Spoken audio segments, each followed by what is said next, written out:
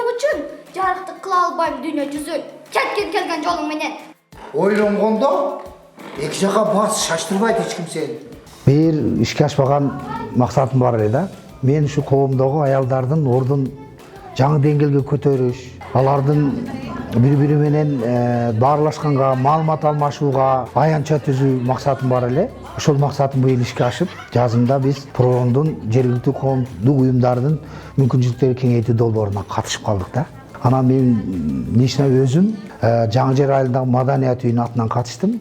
Ошентип биз долбоорго катышып, маданият үйүбүзгө керектүү мебелдерди, анан Чыпалак театрына формаларды, шайыр апаларга формаларды, жана комуздарды, улуттук аспаптарды, аккордеондорду алып алдык.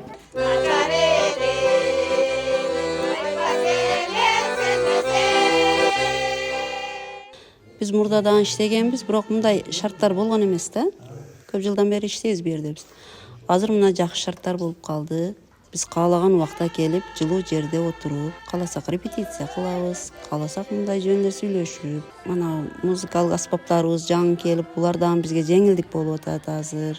Жаштыгыбызда көрбөгөн караокени көрдүк.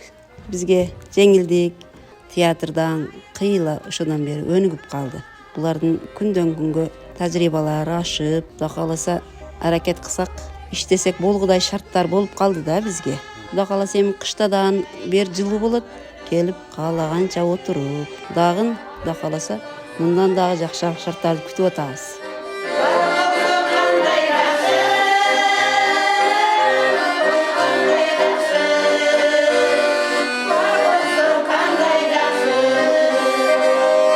Дагы саны көбөйдү. Ар бир айылда бизде өзү 8 айыл бар. Ар бир айылда биздин маданият кызматкерлерине биз шайыр апалар тобун түзөлү, биз дагы силерге барып туралы, биз дагы ырдап туралы деген сунуштар көп түшө баштады. Анан биздин Чыпалак театрында мен ушул театрга катышат элем, мен комуз үйлөнөт элем, мен аккордеон үйлөнөт элем деген жаштардан көп келип, көп ушу суроо талап жаралып жатат да.